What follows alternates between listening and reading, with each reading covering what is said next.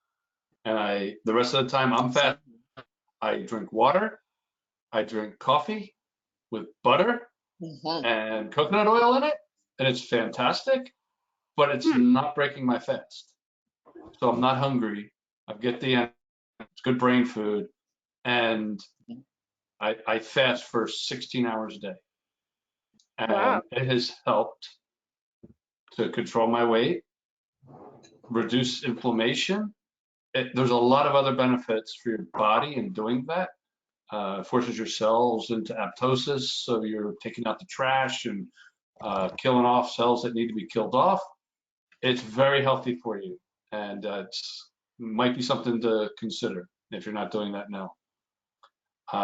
It takes a while to get used to it. So I started with 10 hours and then 12 and then 14. And I'm actually starting now fasting for now. So I will fast for a full day once a week. And you don't find that affects your heart and like all the other meds you're on? Yeah, I've been doing good.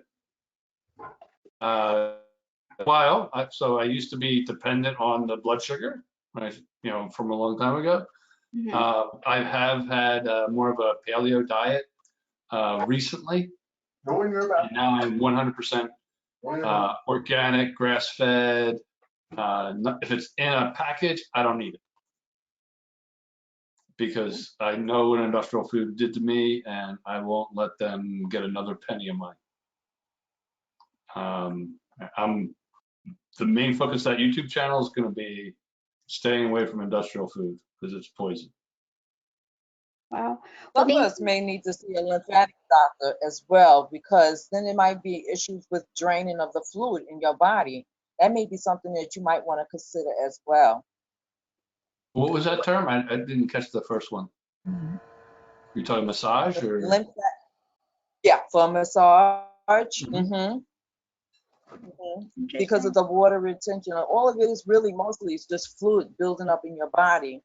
So either if you have a cardiologist for your sarcoidosis, you may want to follow up with your cardiologist and discuss those issues that you're having and your concerns. Rachel, if you have a full-time heart monitor going on? I'm sorry? Diarrhea. I started fasting on this day, and he could tell you if there's a change in your heart rhythms or your heart burden of arrhythmias. Yeah, I have my pacemaker in me, so it does that. Yeah. Yeah. Your So, electrophysiologist can read that yeah. and print out a report for 6 months of how many arrhythmias you have in a day. And I think a contributor to my my ICD going off was I ran out of metoprolol when I was in Florida. And they told me to be careful, and they told me it should be okay, and then bang. So I guess I needed that beta blocker. Just a little bit, yeah. I'm so sorry. I have to hop off. That's not one you want to stop cold turkey, apparently. I know. I'm so sorry. I have to hop off. But Andy, I dropped some information in there for you. I saw. Thank you so much. Yeah, no problem. She also, I just told him that Dr. Jenny from Jewish Hospital in Denver treats neuropsych patients, people who have neuropsych. But also she is up on the FSR website. She just did one of their education seminars, and they record it and then you can watch it. And so I watched her present last Monday. So it should be up on the FSR website by now if you wanted to get a glimpse of how she practices too. Okay. Okay. All right. I will see you guys again. Thank you so much for Rachel, having me. thanks for dropping in. It was great to meet you. Thank you for having Bye, me. Rachel. Yeah, hope to see you next following Thursday. Bye. Okay, sounds good. I'll see you then. Thank you. Bye. Excellent. Bye. Thank you. Bye-bye. Another question I have for people are, what are some of the best books on Cirquoid that have guided you? I've read several small ones, but I'm curious.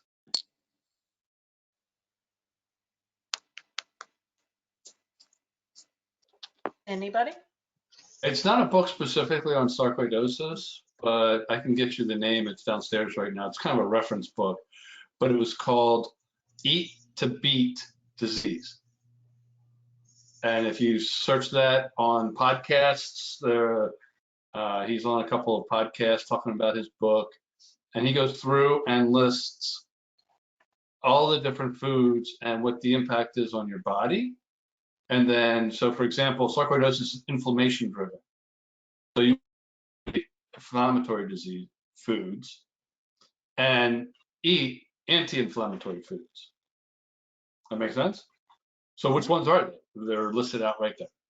So things like berries and strawberries and are really good for you. They have a lot of antioxidants, a lot of inflammatory properties. Other things like alcohol, that's an absolute no-no, very inflammatory. Anything that gets treated with just Roundup. So any genetically modified organism, they can now spray Roundup right on your broccoli, and it won't kill the broccoli, it'll just kill everything else. But it's still there. And then you're eating an extremely inflammatory pesticides. So that's one of the reasons for going organic. That's probably the two things that I picked up out of some of that research. Right, and if you want a biography, Frank's written 2 books. They're both on Amazon, so you can look up Frank Rivera, but one is I have sarcoidosis, but it doesn't have me. That was his second book, his fight with sarcoidosis. And I forgot the other one. What was the other one, Frank? Dang. Why am I drawing a blank? Oh, Walking in Silent Pain. See? I beat you to it. So if you're interested, they're both, they're an easy read. And it's not depressing, so it's all good. Thank you. I might be biased though, so. You can't say something bad about your boss. Hey, he's not my boss. Trust me. We work well together. Yeah. I just like to bust his chops that he dragged me in here. And look, he's biased too. What else did you have a question with, Andy? Well, Kevin, just to piggyback off of what you were saying, the blue. What, Trina? I was saying, just to piggyback off of Kevin, blueberries are good for antioxidants. Pineapples is good for inflammation. So is ginger. If you're into your spices, turmeric is good for inflammation. It was something, cherries. Cherries are really good for you. So if you can eat a bag a week, they're really good for you. And they're in season right now, and they're delicious. Mm-hmm. Especially when you get organic. Yeah. What else you got for us, Andy? How do people manage the decision or the advocacy to go beyond steroids and methotrexate into Remicade, Endoxan, Imuran?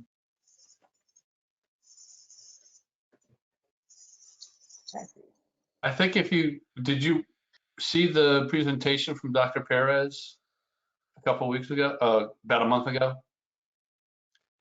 It would be on our archive, and he gave a presentation for about 20, 25 minutes called Sarcoidosis, to treat or not to treat. And it was kind of a high level talk about it, but he was talking about, the different steps and the pathways, and, when you decide to actually go aggressive after the disease, and when to sit back and monitor. Andy, also, when we do talk, I'll go through the progression of like where, what next to think about.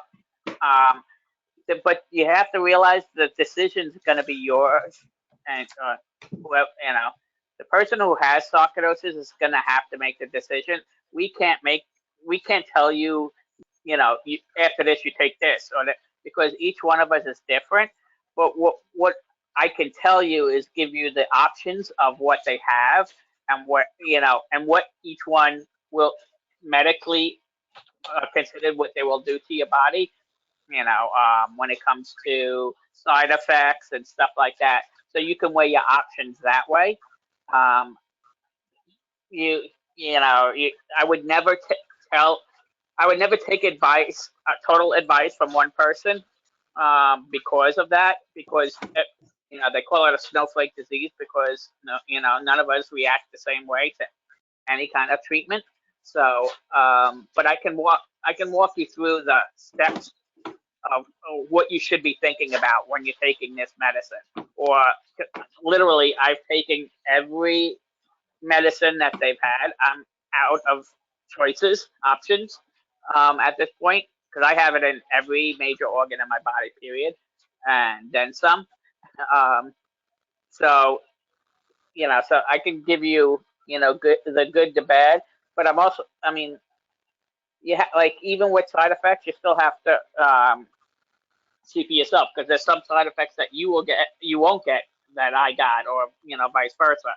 So, but I mean, I could give you like educated, ideas of where you want to go around, and then you can decide what you feel better at taking, because Kathleen and we've gone through this before, where I'll take a medicine, she's like, no way, I won't touch that, or vice versa. But that's a personal decision, so you have to, I can give you what they will do and what the side effects are, and then from there you can decide, all right, and then talk to your doctor and work with your doctor on, all right, which one would work better for your system. Because between you and your doctor are going to know your system better than we ever will. Okay, great. But I'm definitely here to, if we could start, on, like I said, we could start with emails, and then, we, as you go along, just keep on building on, you have a question, that's no problem, that kind of deal. Okay, thank you so much. Mm-hmm. That's what we're here for. Did you have anything else at this moment, Andy? Well, this is kind of an offbeat question, which is how much do people think they have, or they know someone who has medical trauma through all of the misdiagnosis and mistreatment and the failures of various medical institutions? Yeah. Probably every one of us here. That's what I thought. Yeah. I told my primary, I feel like I have PTSD towards the medical. I get nervous now going to see them because they don't listen. It's the listening aspect. I get anxious if I just have to make an appointment to go somewhere else. Like it took me, how many weeks to make an appointment with Dr. Perez, because I'm just like, and I'll be awake. Like that'll keep me awake. That'll like, when it gets close to the appointment, I'm just going to get nervous. I'm going to feel overwhelmed that I have to tell this whole story again, that I have to get my medical records together, that I have to just go through this whole process with somebody else again. And I get a lot of anxiety around that. So I don't sleep the night before I have an appointment or anything. I know it sounds silly, but I said before that I'd had sarcoid for 5 years, but I've only been diagnosed for 2.5. I've been sick for 5 years. I'm not on my game today, so didn't get that out there correctly. But all the stuff that I went through previous to getting that diagnosis was extremely traumatic for me, and I'm not the easiest person to traumatize. So I think that most people that have been through this, The best thing I could tell you, the best thing I could tell everyone, and I say this all the time, Trina knows, and so does Kathleen, get a counselor. I've had one. Don't be afraid to have a counselor, because we've actually talking about, we're doing mental health Mondays for Stronger Than Sarcoidosis, but everyone I've talked to, we've all said that you cannot deal with this disease by yourself, and you cannot deal with what it does to your brain, like the stress and everything else that you're dealing with, by yourself. You cannot, there's no way you can do this by yourself. And don't think you can, because I'm telling you, because especially if you have neurosoc, you really should talk to a counselor, because even if it's just to unload, and then you don't want the counselor to say anything, just to unload. It makes you feel better, first of all. And B, a lot of times the counselor will pick out something that you've never even seen in yourself. And that's what they're there for. And I've had the same counselor for 11 years, and she's literally saved my life. And Trina knows, and so does Kathleen. In 2015, I was ready to take my life. That's how bad I was. If it wasn't for my counselor, I wouldn't be here. So I highly recommend it. Don't think because you're a man you don't need to see a counselor. I've always say that to people because I know it's a stigmatism, but I would really think about trying to find one. And it may not be the very first one you see. You may have to go and see another one, just like a doctor. You have to see which one fits your best, fits your personality the best. But I would definitely talk, start looking for one if you don't have one already. Yeah. Good advice. You had something? Trina, did you have something? Yeah, I was going to say, I was about to say the same thing. I'm a very personal person. I don't share a lot outside of the rare disease community, such as this platform here, only because I find that people really are not in tune. They hear you speaking to them, but they're not being receptive to what's being said, if that makes any sense. So my outlets that helps me are gang related. I went and bought me a darts board. I'm a loner. I'm the only child. I have grandkids, but it's just me. I have limited friends because I have trust issues, yada, yada, yada. And not so much just not trusting people, it's just not trusting the right people, if you get what I'm saying. I don't have any company. I'm that kind of gal. So I got me a darts board. I got me a cornhole. When I feel frustrated, I'll get up. If I'm not doing a crossword puzzle, I'll get up and I'll throw darts at the wall. And if it hits the wall and bounce off and ricochet on the floor, so what? It's just a way of coping. I guess that's the word I'm looking for. Even with the corn toss, I'm just tossing and tossing and tossing, getting that frustration off of me and kind of like thinking to myself, what is it that brought me to this point, and try to reflect back on how I can handle things better. I don't know if that's gonna be helpful for anybody else, but it's helping me. It really is, especially during this time. The friends that I do have, I don't allow anybody to come over. I have 4 grandkids here. By the way, the youngest one is 5 months now. And I just try to, with having a rare disease, you try to kind of like stay on your P's and Q's. Not that we weren't, but now you really have to.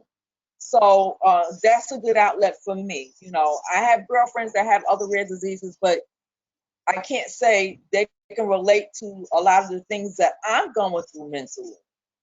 It's just not so. But that's an outlet if you're not a talker. If you don't feel that you can open up to a specialist in that field, that's fine.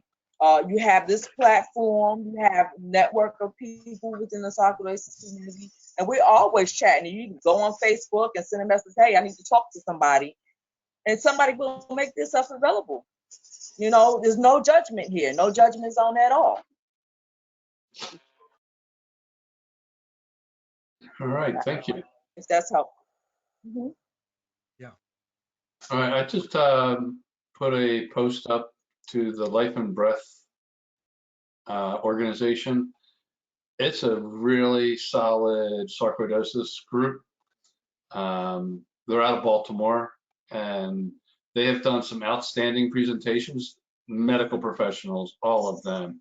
And this is like their list of recent presentations if you want to work with them and just get some background information on sarcoidosis and stress and anxiety. On their board, they have nurses on their board. They have a doctor on their board. Yep. I mean, so they're very much up on and they really do have amazing webinars. Just remember one thing, Andy, if out of all this, like what Trina said, is you're not alone. You may feel felt like you're alone, but you're not. You know, there's 200,000 people in the United States who have sarcoidosis, and unfortunately, it's growing.